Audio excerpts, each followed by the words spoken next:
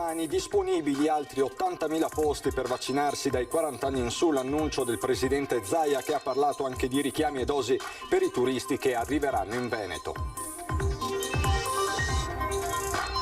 Le discoteche pronte a mettersi a disposizione per le vaccinazioni più giovani in attesa dell'esito di una sperimentazione che riguarderà 2 locali italiani in vista della riapertura.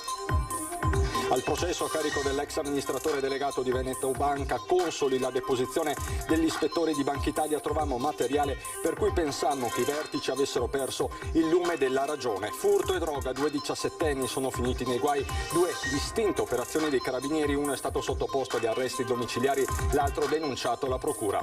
Si è concluso un incubo per una donna e i suoi 4 figli, confermata la condanna a 3 anni di reclusione per il marito e padre ritenuto responsabile di maltrattamenti familiari. In provincia di Treviso 12.000 bambini 0-6 anni in meno in 8 anni. Da SPI CGIL Trevigiana lancia l'allarme, basta bonus, servono misure strutturali. In Veneto e nella Marca in particolare si apre la settimana del Giro d'Italia, attesa soprattutto per la Cittadella Zoncolan e la Sacile Cortina. Bentrovati, buonasera telespettatrici, telespettatori di Antenna 3. La campagna vaccinale ancora in primo piano per questa edizione trevigiana dei nostri telegiornali, perché da domani saranno disponibili altri 80.000 posti per vaccinare gli over 40. L'ha annunciato oggi a Marghera il presidente Zaia, che ha parlato anche di dosi e richiami per i turisti che da qui alle prossime settimane sono attesi in Veneto. Domani vi facciamo una sorpresa, dal 9 al 16 di giugno, ma li trovate domani, avremo 80.000 posti nuovi. Ulteriori posti disponibili per i cittadini dai 40 anni in su che non sono ancora riusciti a prenotare la vaccinazione, senza distinzione di classe d'età, che vanno ad aggiungersi ai 2.000 ancora a disposizione in queste ore. Al momento il 78% degli over 60, il 65% degli ultra cinquantenni e il 41% degli over 40 ha ricevuto una dose o è in attesa di farlo. L'appello è quindi quello di fissare la prima data utile a disposizione. Se non vediamo, ne parlavamo anche stamattina all'assessore, posti occupati, noi apriamo ulteriormente, vacciniamo tutti gli altri, il resto della popolazione che ha diritto di essere vaccinata.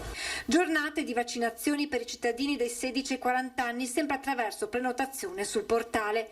Intanto la Regione sta affrontando parallelamente un'altra questione in vista dell'estate. L'assessore sta tentando di chiudere anche il tema dei GREST, i centri estivi, di vaccinare gli operatori.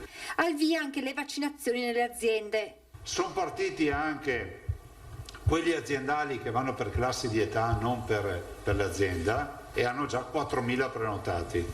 Intanto a breve dovrebbe arrivare una circolare della dottoressa Russo sui richiami. Stabilisce che l'ultima settimana del richiamo, la famosa 6ª settimana, per comprovati motivi può essere anticipata fino a 35 giorni, cioè i 42 possono diventare 35, impegni di lavoro, uno ha già fissato le vacanze. E a proposito di stagione estiva, nel pomeriggio riunione a livello nazionale per affrontare il tema delle dosi ai turisti con la proposta della Regione Veneto.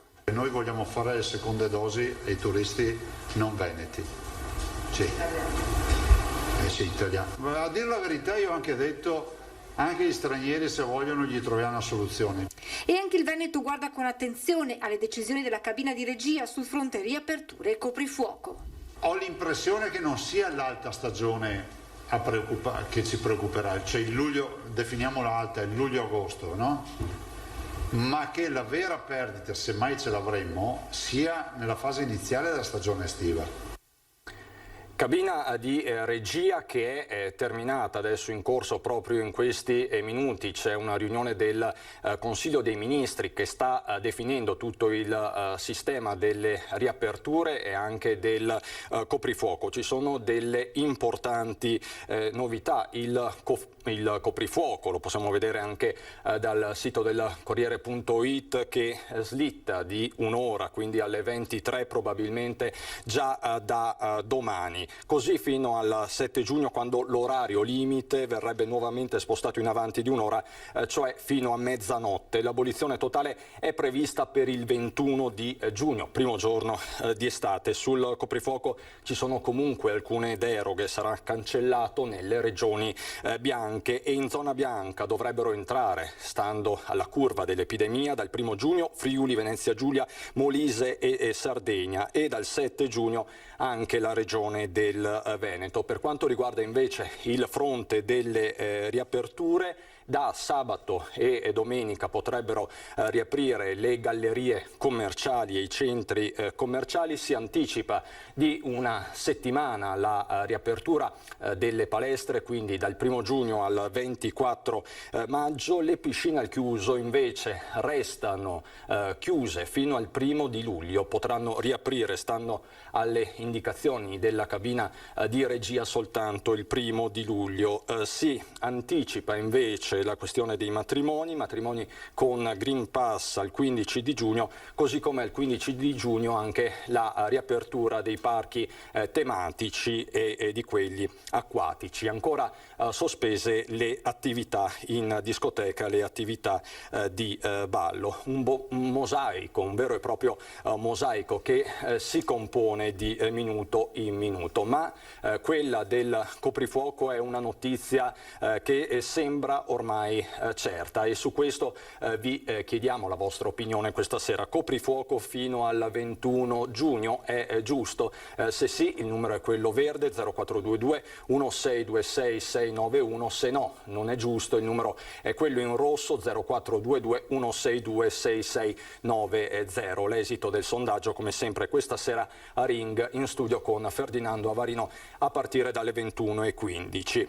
Ma abbiamo già fatto una domanda ai trevigiani proprio sul coprifuoco. Quale sarà la prima cosa che faranno dopo l'abolizione di questo limite? Sentiamo. Credo di uscire la sera e rientrare senza troppe preoccupazioni di orario, quindi quello sì. Quindi ben venga. Ben venga, assolutamente. Sicuramente una cena con qualche amico, insomma, che adesso insomma è un po' dura farla, ecco.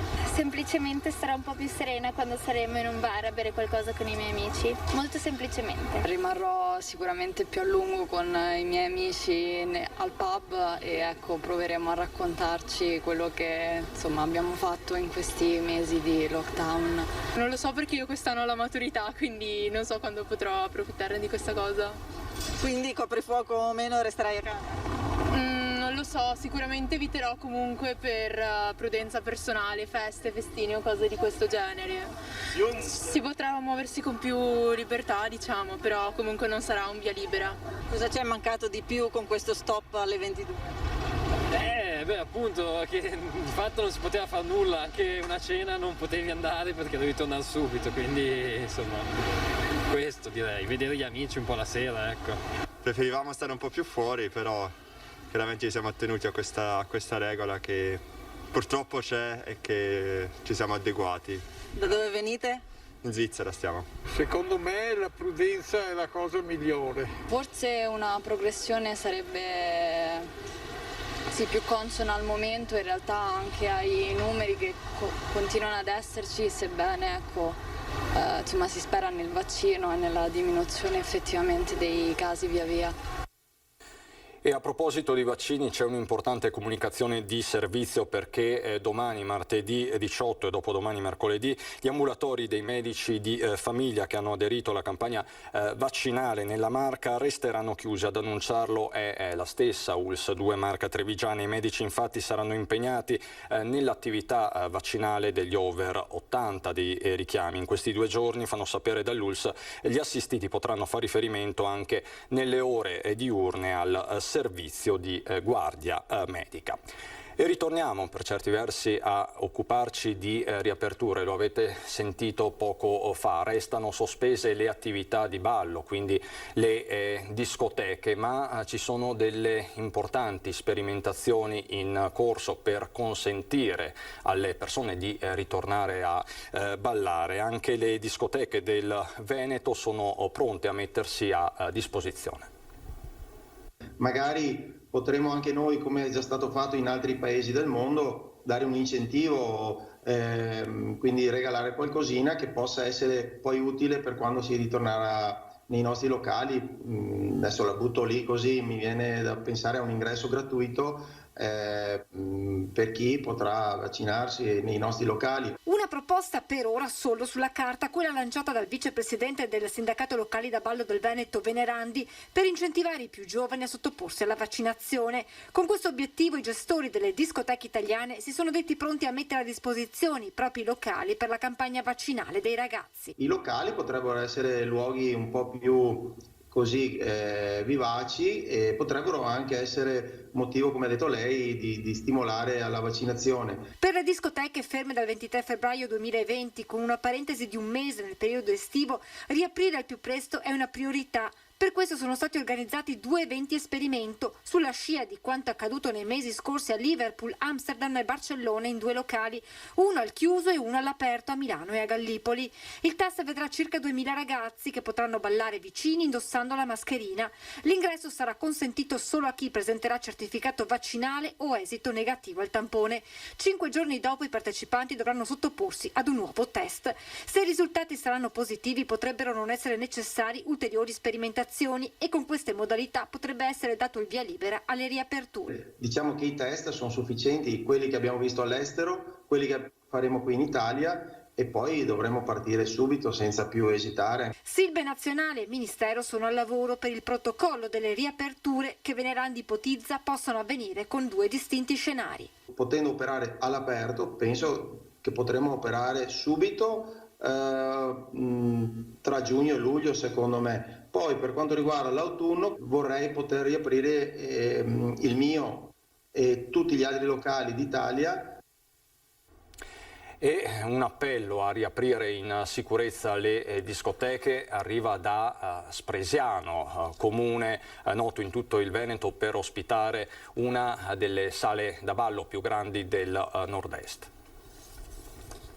Il mio appello è quello di riaprire in sicurezza sia le discoteche che tutti gli altri locali direttamente collegati al mondo della notte. Riaprire in sicurezza il mondo della notte per dare ossigeno a un indotto che solo a Spresiano interessa diversi bar, ristoranti e gelaterie, senza contare i lavoratori direttamente coinvolti. È un vero e proprio appello quello che parte da amministrazione comunale e commercianti, in attesa che nella discoteca, simbolo del territorio, da sempre una delle più grandi a nord-est, si torni a ballare, seppure in sicurezza. La discoteca, ossia nel nostro caso qui a Spresiano l'Odissea, porta proprio un'affluenza di persone nuove che altrimenti magari non avrebbero l'occasione neanche di venire a Spresiano. Abbiamo bisogno di vita mondana, anche noi come locale, tra virgolette, pre-notturno abbiamo bisogno di clienti che comunque passavano prima per fare il caffè piuttosto che il digestivo e quant'altro, e quindi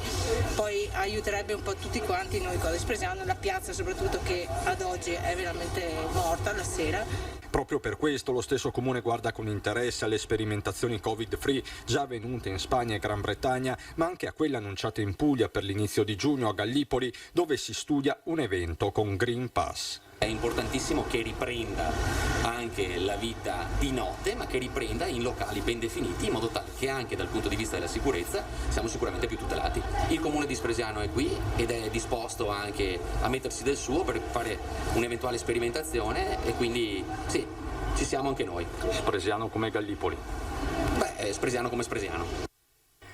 Mondo dei bar e della ristorazione che sta gradualmente riaprendo i battenti, ma restano i problemi di sempre. Da Veneto Imprese Unite arriva una richiesta alle istituzioni.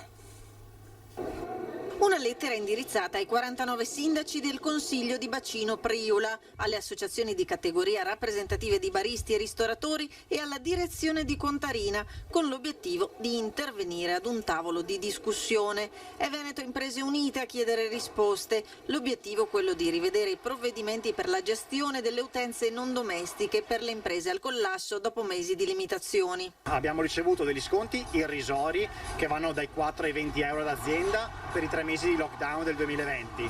Poi però non si è più avuto nulla per quello che riguardano le chiusure, ad esempio alle 18 della ristorazione di fine 2020, per le chiusure dei servizi alla persona di inizio 2021 e per i 3 mesi su 4 in cui molti negozi, centri commerciali e attività di ristorazione sono stati chiusi anche nel 2021. Oltre a ridiscutere le scontistiche sulla raccolta rifiuti, avanzano anche l'ipotesi di differire i pagamenti delle fatture del 2020 senza l'applicazione degli interessi di mora. E un'altra cosa che chiediamo, perché secondo noi è fondamentale, la possibilità di differire il pagamento degli anticipi del 2020, in quanto sono calcolati su quanto producevamo nel 2019, quindi pre-Covid. Quindi la possibilità di differirli senza però dover pagare sanzioni, perché ovviamente sono importi per noi impossibili da pagare in questo momento. Nuovo capitolo nel processo all'ex amministratore delegato di Veneto Banca Consoli. Nel corso dell'udienza di questa mattina è stato ascoltato come testimone Biagio De Varchi, l'ispettore della Banca d'Italia che guidò le 2 ispezioni nella sede della banca nel 2013. Da quanto trovato nel corso della seconda ispezione nell'agosto 2013 pensammo, ha riferito De Varchi, che i vertici della banca avessero perso il lume della ragione. La sua deposizione è durata più di 2 ore. L'ispettore ha parlato dell'esistenza di istruttorie per la concessione di fidi in cui mancavano analisi approfondite sulla capacità del debitore di restituire gli importi. Veneto Banca, aggiunto, era totalmente nelle mani del signor Consoli, il quale era percepito da tutti come l'artefice. Il consiglio di amministrazione era composto da persone che non sembrava avessero particolari capacità tecniche nella gestione della banca. Il consiglio faceva sostanzialmente ciò che volevano Consoli e il presidente Flavio Trinca. Insomma, parole molto pesanti quelle di De Varchi. Continuiamo con la cronaca. Furto e droga, 2 diciassettenni sono finiti nei guai in 2 distinte operazioni. 5 bici rubate, 3 piante di cannabis, 78 grammi di marijuana suddivisa in dosi, quasi 200 euro in contanti, oltre ad un kit completo per la coltivazione e lo smercio dello stupefacente. È quanto i carabinieri di Treviso hanno trovato a casa di un 17enne trevigiano residente con i genitori. Il materiale è stato sequestrato, il ragazzo invece è stato posto agli arresti domiciliari, deve rispondere di ricettazione, produzione e detenzione di stupefacenti. I carabinieri sono arrivati al ragazzo nell'ambito di un'indagine sul furto di una bicicletta avvenuta mesi fa ai danni di un 51enne di Casier. Oltre alla rifurtiva e alle piante di marijuana, i carabinieri hanno ritrovato altro materiale di interesse investigativo verosimilmente utilizzato per la commissione di furti in abitazione. Ed ancora un altro 17enne è finito nei guai, questa volta a Cordignano. Passeggiava tranquillamente nella zona di Ponte della Muda in piena notte, ben oltre l'orario fissato dal coprifuoco. Il ragazzo è stato sorpreso dai carabinieri. Il giovane appena visto i militari ha tentato di fuggire, ma è stato raggiunto e fermato. Il 17enne non ha saputo dare nessuna giustificazione per la sua presenza fuori dall'abitazione a quell'ora, ma la risposta era nello zainetto. All'interno c'erano una dose di marijuana, 14 grammi di metanfetamina, 2 pastiglie di ecstasy, 230 euro in contanti e materiale vario per il confezionamento. Il ragazzo è stato denunciato alla Procura dei minori di Venezia per detenzione ai fini di spaccio di sostanze stupefacenti ed è stato sanzionato amministrativamente per aver violato il coprifuoco. Incidente nel pomeriggio ai piedi del cavalcavia ai confini tra San Biagio di Callalta e Silea. Un camion con rimorchio è uscito di strada in via Postumia Ovest capovolgendosi nel fossato. Il camionista avrebbe riportato ferite lievi. Sembra dai primi accertamenti che un'auto abbia invaso la corsia di marcia urtando la ruota del mezzo pesante. Il rimorchio è così finito nel fossato. La viabilità sulla strada regionale è stata subito bloccata. La polizia locale di San Biagio di Callalta ha subito deviato le vetture in altre direzioni. Sul posto polizia stradale e vigili del fuoco di Treviso. Torniamo a parlare dello spopolamento nella Marca trevigiana. La Spicigelle della Marca lancia l'allarme basta bonus, servono misure strutturali per invertire la tendenza demografica. Ricambio demografico ridotto all'osso e assenza di progettualità per invertire questa tendenza. La denuncia arriva dalla CGIL che, dati alla mano, registra in 94 comuni della provincia trevigiana un calo di nuovi nati di quasi 3.000 unità nel 2020 rispetto al 2012. Solo in 6 comuni si registra un aumento. E i comuni più popolosi che hanno un'incidenza maggiore del calo sono i comuni di Treviso, Montebelluna, Conegliano. Vi sono anche però alcune realtà positive che sono i comuni di Cimadolmo, Cessalto, Zero Branco, Segusino e Loria. In 8 anni la popolazione 0-6 anni è calata di più di 12.000 bambini. Questo cosa comporta? Che si chiudono scuole, accorpamenti di asilo e viene depotenziata tutta la formazione della prima fase di sviluppo cognitivo dei bambini. Dati che vanno di pari passo con gli over 65 in crescita del 17% tra 2012 e 2021 e popolazione attiva in calo del 2%. Si rischia il cortocircuito per la difficile sostenibilità del carico economico e sociale per la popolazione attiva. Succederà che avremo metà popolazione in provincia di Treviso e avremo molti più anziani di quelli che già la tendenza ci dà da 8-10 anni. Basta i bonus di aiuto una tantum, l'allarme di CGIL che auspica interventi strutturati che superino la logica dell'assistenzialismo. Doveva partire oggi il piano anti-zanzare del comune di Treviso, ma a causa pioggia la disinfestazione partirà la prossima settimana. Il punto. La pioggia farà slittare di una settimana la sua partenza, ma anche quest'anno il piano antizanzare del comune di Treviso è approntato. Il calendario degli interventi di disinfestazione delle aree pubbliche è stilato per settori: centro storico, quindi Santa Maria del Rovere, Selvana e Fiera, poi ancora la zona di Chiesa Votiva, San Lazzaro, San Zeno, Sant'Angelo e Sant'Antonino, infine Canizzano, San Giuseppe e Santa Maria del Sile. In ciascuno di questi settori sono programmate 6 uscite da maggio a ottobre. Si partirà dai larvicidi per passare poi agli adulticidi. Prima verranno passati tutti i tombini e tutti i cavidotti del comune, in area pubblica ovviamente, poi i fossati e le scuole, per poi proseguire all'adulticida che farà la parte finale dell'azione. Cassugana conferma l'iniziativa che riguarda le aree private. Verranno distribuite tutte le pastiglie che sono state fatte negli ultimi 2 anni per i cittadini di Treviso e sottolineo ancora per i cittadini residenti all'interno del comune di Treviso. Potranno ritirarle presso il mercato nei giorni di martedì e sabato per le prossime 2 settimane a partire da domani e munirsi di carta d'identità e per dimostrare appunto la propria residenza all'interno del comune di Treviso. Torniamo dopo la pubblicità.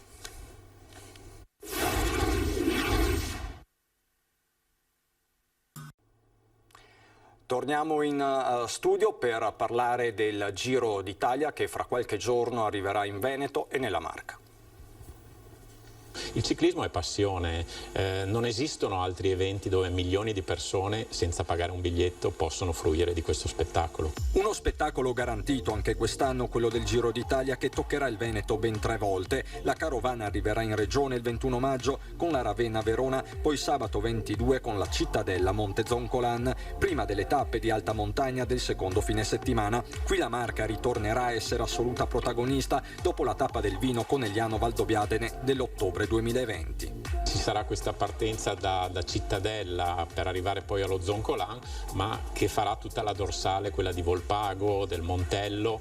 Usciranno poi ad Arcade per andare verso lo Zoncolan, che è un altro arrivo molto, molto temuto. Seguirà la più conciliante Grado Gorizia, poi lunedì si torna a faticare con l'attesissimo tappone dolomitico, la Sacile Cortina con i corridori chiamati ad affrontare come prima prova il Cansiglio attraverso il passo della Crosetta da Vittorio Veneto. L'hanno definita la tappa regina proprio perché con 5.700 metri di dislivello e 212 km di lunghezza, facendo il Cansiglio, il Fedaia, la Marmolada, il Pordoi, il Giau, devo dire che solo a nominarli fanno paura. Sport e territorio, un connubio che si rinnova nell'anno in cui la maglia rosa compie 90 anni, anniversario che si spera porti bene all'economia provata dal Covid.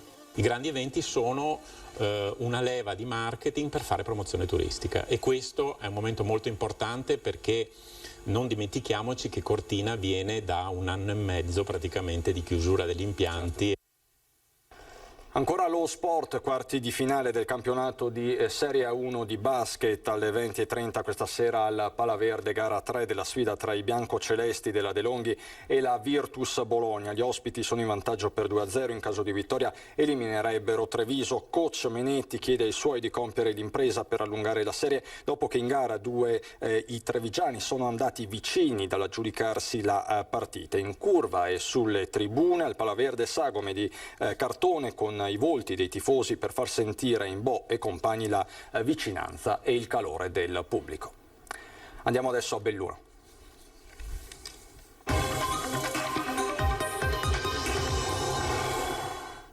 In apertura per il bellunese la cronaca con la fine di un incubo per una donna e i suoi 4 figli. Confermata la condanna a 3 anni di reclusione per il marito e il padre, tanto temuto e ritenuto responsabile di maltrattamenti familiari aggravati.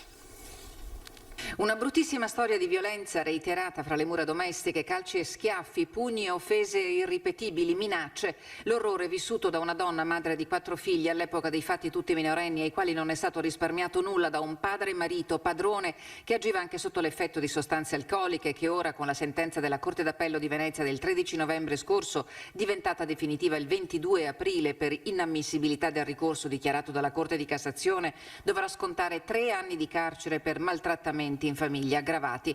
La notifica dell'ordine di carcerazione è stata eseguita dai carabinieri del nucleo investigativo di Belluno nel carcere di Torino, dove l'uomo da qualche tempo è rinchiuso per reati legati al traffico di stupefacenti. La vicenda e le indagini dei carabinieri di Belluno risalgono al mese di maggio del 2017, quando l'istituto superiore frequentato da uno dei figli del pregiudicato segnalò d'essere a conoscenza di una situazione familiare anomala. Subito nei confronti dell'uomo venne emessa la misura dell'allontanamento dalla casa familiare e ciò consentì ai militari dell'Arma di ricostruire la sequela di violenze che si rivelarono utili al rinvio a giudizio in seguito al processo, il cui impianto è stato confermato in appello. Per la donna e i suoi 4 figli la fine di un incubo. Far ripartire il lavoro in totale sicurezza per evitare la povertà che da relativa sta diventando assoluta. Il mantra del presidente di Confcommercio Belluno Doglioni, che sui vaccini è perentorio: chi non vuole farlo non può essere assunto. Contrario al coprifuoco, ma consapevole che sia necessario far ripartire il lavoro nel rispetto delle regole, di tutte le regole scritte e non scritte, il presidente di Confcommercio Belluno sui vaccini è esplicito. Avremo i vaccini e tutti devono farli. Io veramente lancio un messaggio: chi non li fa non fa un interesse né a se stesso né alla collettività, e quindi venga anche i licenziamenti di chi non vuol farlo. Chi non vuol vaccinarsi non venga neanche assunto. È una questione di sopravvivenza, dice Doglioni, che snocciola dati impressionanti sulle perdite patite dal comparto a livello regionale: 9 milioni di presenze in meno dalla Germania, circa 3 dall'Austria, azzerato il turismo dalla Russia, dall'America e dalla Cina. Significa persone con una capacità di spesa elevata, la cui assenza si è fatta sentire pesantemente.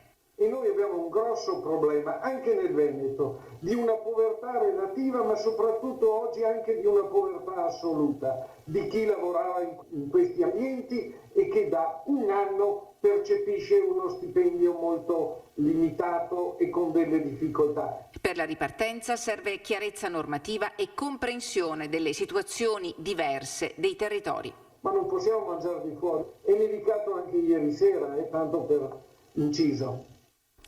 E dopo un anno di stop, riparte il Teatro Comunale di Belluno. Venerdì la cerimonia d'apertura del concorso musicale nazionale Città di Belluno. 300 posti a sedere, la vita che ritorna a teatro, un'emozione e un segno di speranza dopo quasi un anno di stop causa pandemia. Il 21 maggio il Teatro Comunale riparte dalla musica e dai giovani talenti italiani che per 3 settimane si alterneranno sul palco del concorso nazionale Città di Belluno. Tantissimi da tutta Italia si sono iscritti, avremo circa 300 audizioni e circa 400 ragazzi presenti. I teatri tornano ad essere il luogo di cultura dove i ragazzi si possono esprimere e dove possono incontrare i loro coetanei, si possono confrontare, possono crescere, al di là della loro cameretta, come è stato in questi mesi. La cerimonia inaugurale sarà dedicata ai sanitari bellunesi che si sono spesi corpo ed anima per chi ha sofferto e per chi non ce l'ha fatta.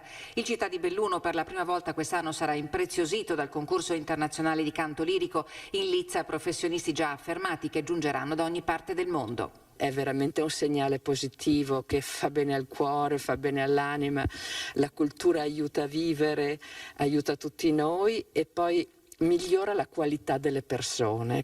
Un evento come questo, ha aggiunto l'assessore alla cultura del comune di Belluno, Marco Perale, ci racconta esattamente qual è il senso della cultura. Che è legame che supera qualsiasi confine, la musica si riesce a capirla in qualsiasi lingua ciascuno di noi parli, e è un qualcosa che la tradizione antica diceva proprio è la cura di una comunità che può uscire dalla malattia sociale, o in questo caso da una malattia fisica, anche proprio attraverso il rito collettivo di ritornare alla cultura. In ultima battuta vi ricordo gli ospiti di questa sera di Ring, la trasmissione in studio con il nostro vice direttore Ferdinando Avarino. Ci saranno Nicola Pellicani del Partito Democratico, Alessandro Berton, presidente Union Mare, Roberto Ciambetti della Lega, Alda Vanzan, giornalista collega del Gazzettino, e ancora Giannino Venerandi, imprenditore Silb Veneto, discoteche, sale da ballo. Si parlerà della festa della Sensa con Giovanni Giusto e il collega Filippo Fois, e ancora si rimarrà a Venezia con il Mose. Ci saranno Giovanni Salmistrari, presidente ANCE Venezia, e la collega Ilaria Marchiori. Tutto questo a Ring questa sera a partire dalle 21:15.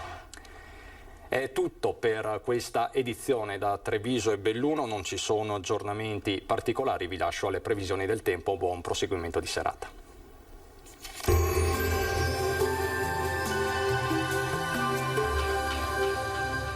Cooperativa Agricola Volpago. Da noi trovi la carne fresca di prima qualità, genuina e salutare per il tuo benessere. Ci trovi a Volpago del Montello, Pieve del Grappa e Tre Baseleghe. Bentrovati al meteo. Prosegue il flusso di correnti occidentali, responsabile di una certa variabilità. I prossimi giorni saranno ancora tra sole e veloci impulsi temporaleschi. Il dettaglio di martedì 18 maggio. Sul Veneto fino al mattino avremo un ampio soleggiamento, cielo sereno o poco nuvoloso. Dal pomeriggio nuvolosità in aumento fino a cielo anche coperto a tratti. Avremo occasionali piogge sui rilievi, localmente fin verso le aree di pianura. In serata rovesci più diffusi. Venti tesi da direzioni variabili, temperature con contenute variazioni, minime tra 8 e 12 gradi, valori massimi oscillanti invece tra i 19 e i 24 gradi all'incirca. Ci spostiamo ora sul Friuli Venezia Giulia, inizialmente tanto sole, con il passare delle ore acquazzoni sui monti, a seguire anche altrove. Temperature minime tra 8 e 12 gradi, valori massimi compresi invece tra i 20 e i 22 gradi. Infine ci spostiamo sul Trentino Alto Adige, anche qui sarà soleggiato ovunque, dal pomeriggio e verso sera diffusa instabilità. Temperature minime intorno ai 6-8 gradi, massime sui 23-24 gradi all'incirca. Dal meteo di Antena 3 per ora è tutto, grazie per l'attenzione, arrivederci.